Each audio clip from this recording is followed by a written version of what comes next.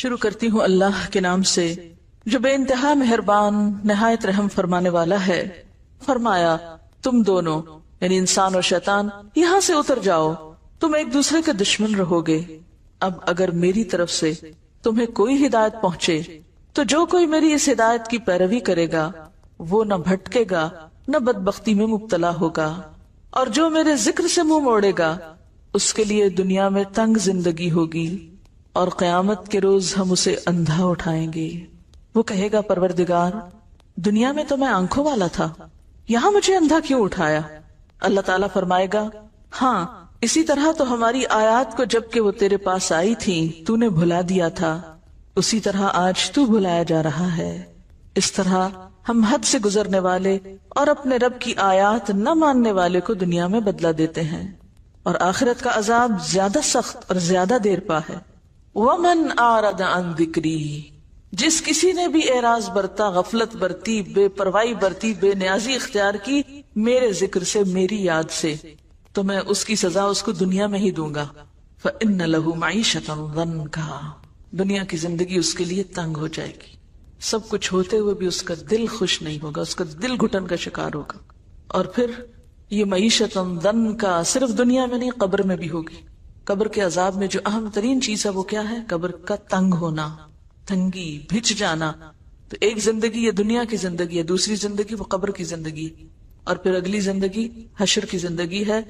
وَنَحْشُرُهُ يَوْمَ الْقِيَامَةِ أَعْمَى، قبر سے وہ پھر اندھا ہو کے اٹھے گا، اور اس وقت انسان کہے گا قَالَ رَبِّ لِمَ حَشَرْتَنِي أَعْمَى، کہے گا یا رب تو نے مجھے اندھا کیوں اٹھایا؟ وَقَدْ كُنْتُ بَصِيرًا، میں تو دیکھنے والا تھا، میری آنکھیں تو ٹھیک کام کرتی تھی، یہ سب کیا ہوا؟ میں تو دیکھ سکتا تھا، دنیا میں تو میری بینائی نہیں گئی تھی، یہ آج میری بینائی کیوں چھن گئی؟ آج میری نظر کیوں چلی گئی؟ یہاں مجھے کیوں اندھا اٹھایا گیا؟ تو اس کو وجہ بتائی جائے گی۔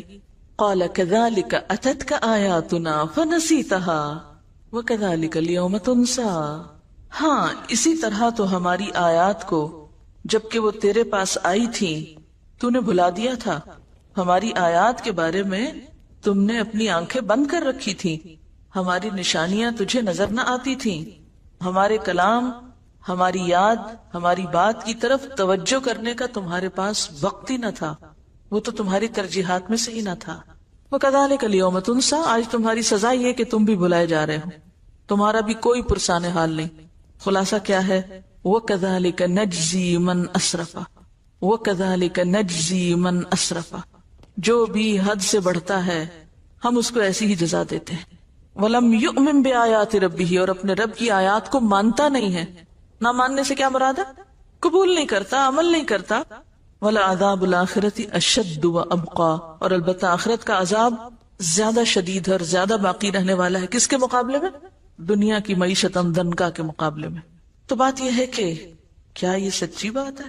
ذکر کے بغیر دنیا میں زندگی تنگ ہوتی ہے؟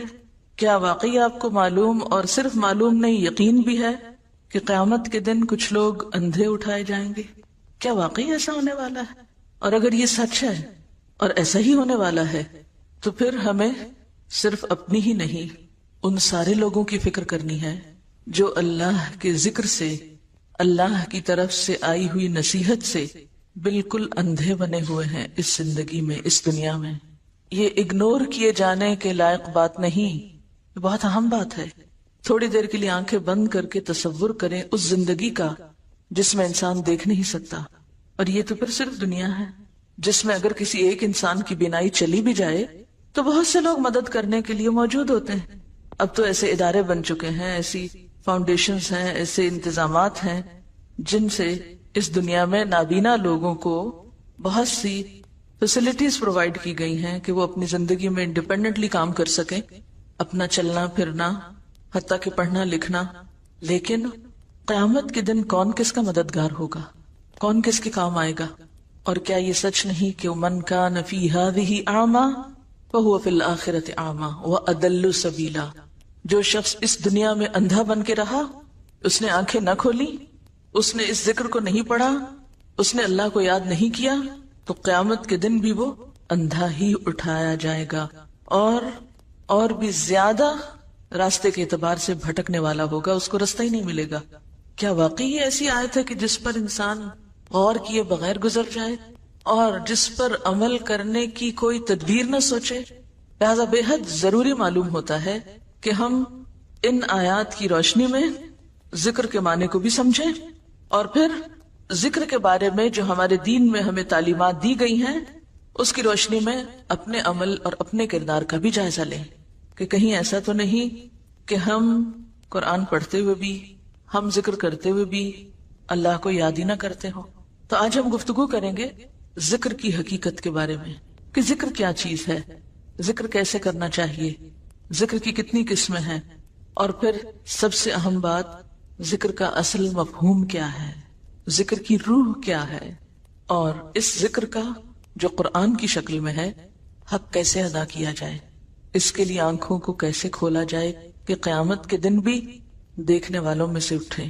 قرآن پاک کی ایک سورت ہے سورت الاعلی، اس میں اللہ سبحانہ وتعالی فرماتے ہیں قد افلح من تزکا وذکر اسم ربہ فصلی بل تؤثرون الحیاۃ الدنیا والآخرۃ خیر وابقی ان ھذا لفی الصحف الاولی صحف ابراہیم و موسیٰ. کیا معنی ہے اس آیت کا؟ قد افلح، یقیناً فلاح پا گیا، کامیاب ہو گیا. کون؟ من تزکا، جس نے اپنا تزکیہ کر لیا، اپنے دل کا، اپنے خیالات کا، اپنے اخلاق کا، اپنی عادات کا تزکیہ کر لیا، اس میں سے قبیح چیزیں نکال پھینکی. وذکر اسم ربہ، اور اپنے رب کا نام یاد کرتا رہا، یعنی اپنے رب کی یاد اختیار کی، ذکر کیا. فصلی، پھر نماز بھی پڑھی. لیکن کچھ لوگوں کے پاس ان تینوں چیزوں کے لیے وقت نہیں جو کہ ان کو کامیابی کی طرف لے جانے والی ہیں. قد افلح من تزکا، نہ تزکیے کے لیے وقت ہے، وذکر اسم ربہ، نہ ذکر کا وقت ہے، نہ ذکر کی طرف دھیان ہے. فصلی، اور نہ نماز ہی کی طرف توجہ ہے. کیوں؟ اس لیے کہ بل تؤثرون الحیات الدنیا، بلکہ تم دنیا کی زندگی کو ترجیح دیتے ہو. دنیا کی محبت کی وجہ سے تم اپنے ان فرائض کو بھولے ہوئے ہو جن پر تمہاری کامیابی کا انحصار ہے. والآخرۃ خیر وابقی، اور تمہیں یہ بھی بھول گیا ہے کہ آخرت زیادہ اچھی جگہ ہے اور زیادہ باقی رہنے والی ہے. اس دنیا کی نسبت وہ گھر جو ہمیں کل ملنے والا ہے وہ زیادہ اچھا گھر ہے. ان ھذا، یقیناً یہ باتیں لفی الصحف الاولی، پہلے صحیفوں میں بھی موجود ہیں. اس سے کیا پتہ چلتا ہے کہ کامیابی کے یہ اصول ابدی ہیں. ابدی کا کیا معنی ہوتا ہے؟ ہمیشہ سے، ان میں کوئی شک نہیں. ہر دور میں یہی باتیں پیغمبرانہ تعلیم کا حصہ رہی ہیں، اور خاص طور پر صحف ابراہیم و موسیٰ، ابراہیم اور موسیٰ علیہ السلام کی تعلیمات، ان کی کتابوں اور ان کے صحیفوں میں بھی یہی باتیں تھی. یعنی ساری تعلیمات کا نچوڑ یہی ہے. تو گویا دین کی تعلیم یہی ہے. پہلی چیز کہ تزکیہ نفس ہو، تزکیہ قلب ہو، تزکیہ اخلاق ہو. کس لیے یہ ساری صفائی، یہ اہتمام؟ آپ گھروں کی صفائی کیوں کرتے ہیں؟ ڈیکوریشن کیوں کرتے ہیں؟ ہر چیز کو کیوں تیار کرتے ہیں؟ کسی خاص مہمان نے آنا ہوتا ہے. دلوں کا تزکیہ کس لیے؟ کہ یہ دل اللہ کے لیے بنے ہیں. اس میں ہمیں سب سے محبوب ترین چیز کو یہاں مقام دینا ہے.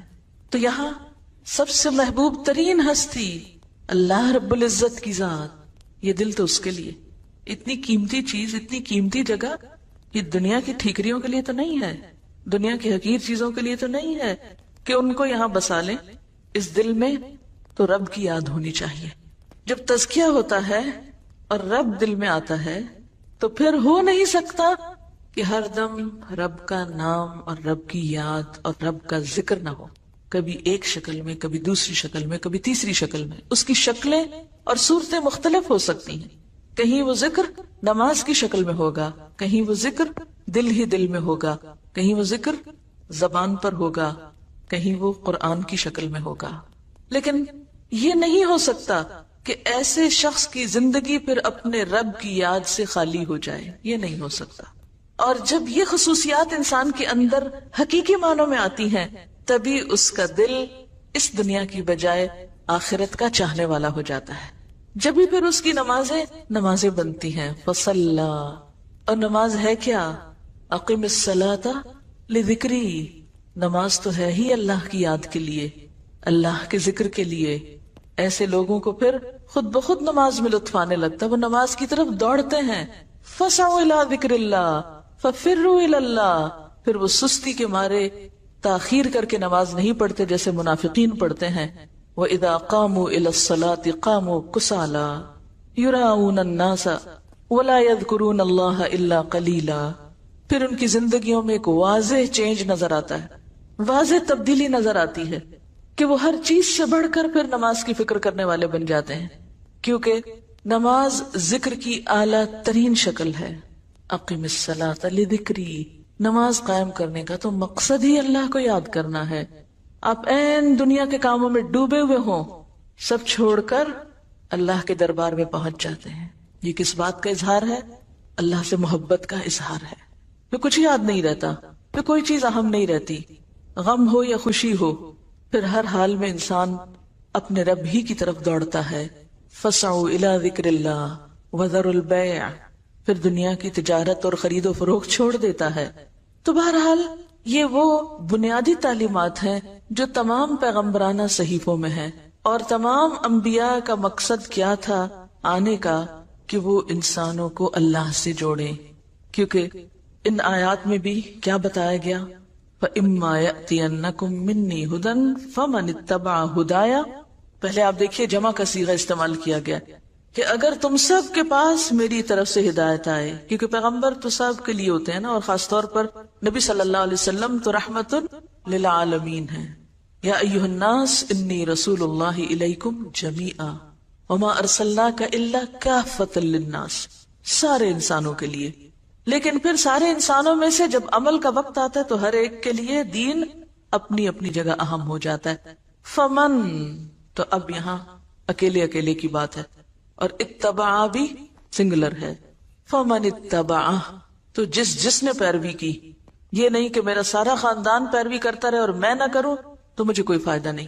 فمن اتبع، جس نے بھی پیروی کی، ہدایا، میری ہدایت کی، فلا یضل، تو وہ بھٹکے گا نہیں، گمراہ نہیں ہوگا، ولا یشقا، اور نہ مصیبت میں پڑے گا، نہ وہ بدبخت ہوگا.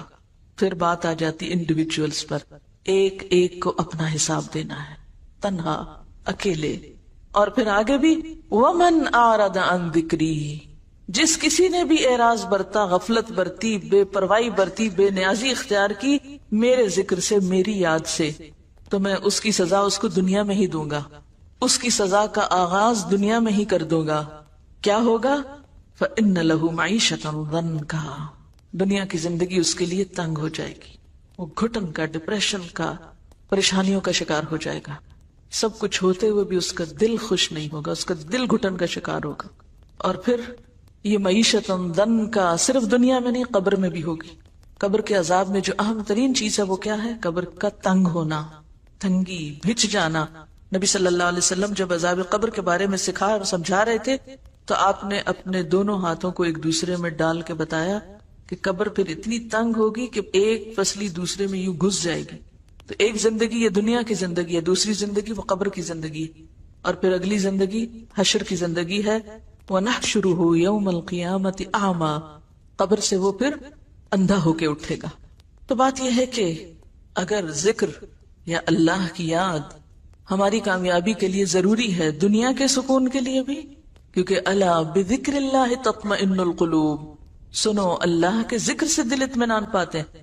دلوں کے لیے ذکر کے علاوہ کسی اور چیز میں چین نہیں. مثلا آپ اپنی زبان کے ذائقے کے لیے مزے مزے کے کھانے کھاتے ہیں، تب زبان کو مزہ آتا ہے. اگر آپ زبان پر اچھے کھانے کی بجائے سونے کی ڈلی رکھ دیں، ہیرے کا ٹکڑا رکھ دیں، کیا ہوگا؟ زبان کو مزہ نہیں آئے گا. ناک کا لطف کس میں ہے؟ ہماری قوت شامہ کا لطف کس میں ہے؟ اچھی خوشبو کے سونگنے میں. اگر آپ اس کے سامنے سونے چاندی کا ڈھیر رکھ دیں اور کہیں سونگو اس کو، تو اس کو تو کوئی مزہ نہیں آئے گا اس میں. اسی طرح اگر ہم اپنے دل میں اللہ کی یاد کی بجائے، اللہ کی محبت کی بجائے، اللہ کے ذکر کی بجائے سونے چاندی کی محبت ڈال لیں تو دل چین نہیں پائے گا. یہ دل کچھ اور مانگتا ہے اور ہم اس کو سونے چاندی اور دنیا کی دولت میں خوش کرنے کی کوشش کرتے ہیں. تو دل کا لطف، دل کا سکون اور دل کا چین اللہ کے ذکر میں ہے. الا بذکر اللہ تطمئن القلوب.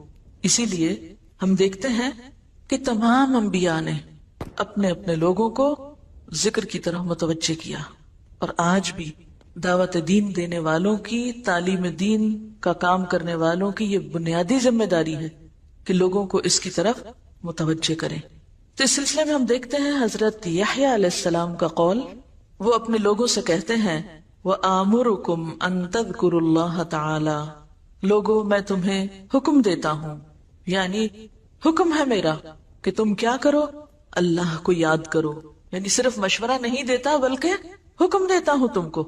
اور ذکر کرنے والا دراصل دنیا کے فتنوں، دنیا کے غموں، دنیا کی پریشانیوں سے ایک محفوظ پناہ گاہ میں آ جاتا ہے، ہر طرح کے خطرات سے محفوظ ہو جاتا ہے، اندرونی بھی اور بیرونی بھی.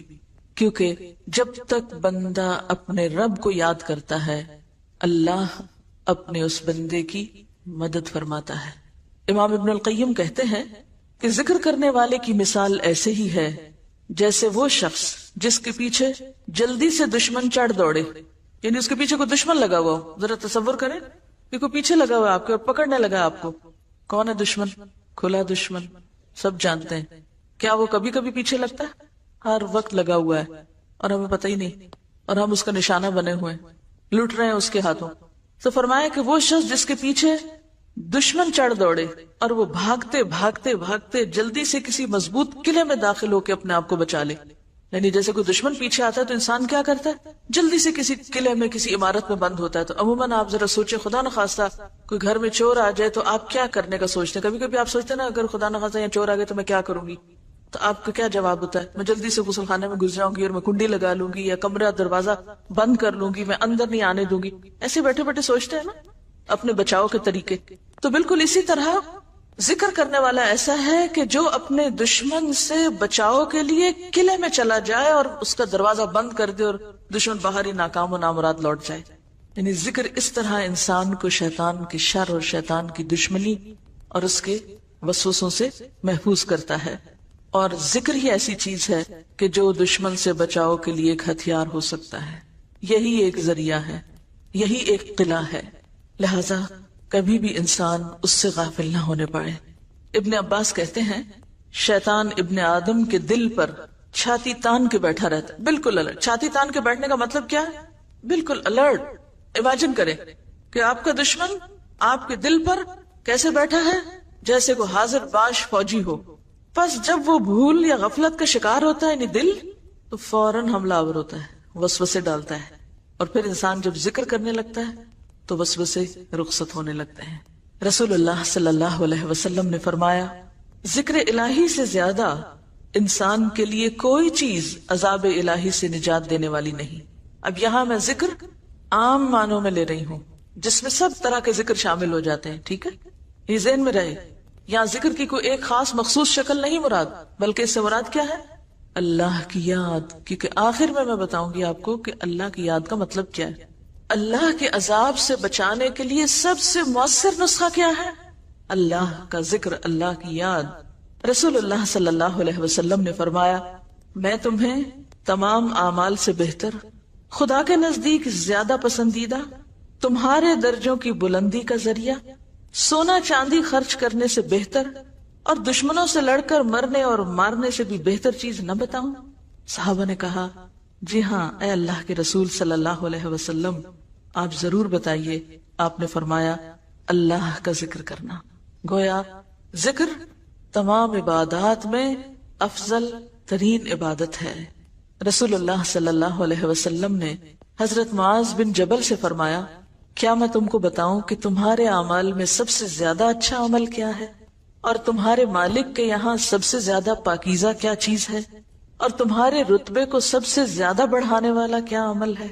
تمہارے لیے سونا چاندی دینے سے بھی زیادہ بہتر چیز کیا ہے، اور اس سے بھی بہتر کہ تم کل اپنے دشمن سے ملو، تم ان کی گردنیں مارو وہ تمہاری ماریں.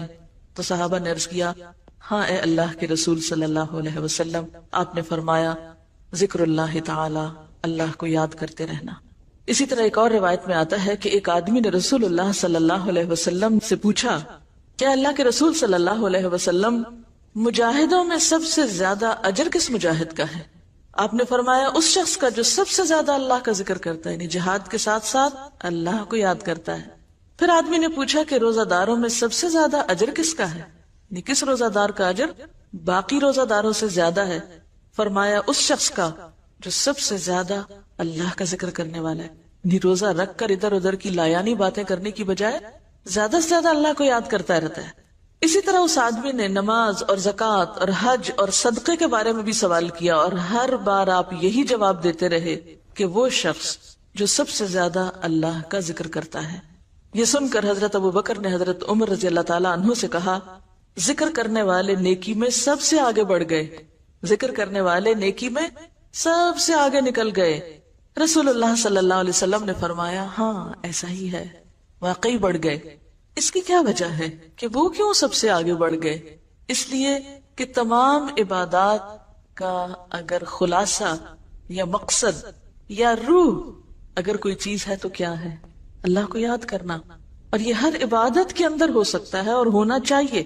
یعنی جس عبادت میں اللہ کا ذکر نہیں، اللہ کی یاد نہیں، پھر وہ عبادت بے روح عبادت ہے، بے معنی ہے، وہ تو پھر عبادت کا مقصد ہی پورا نہیں ہوا۔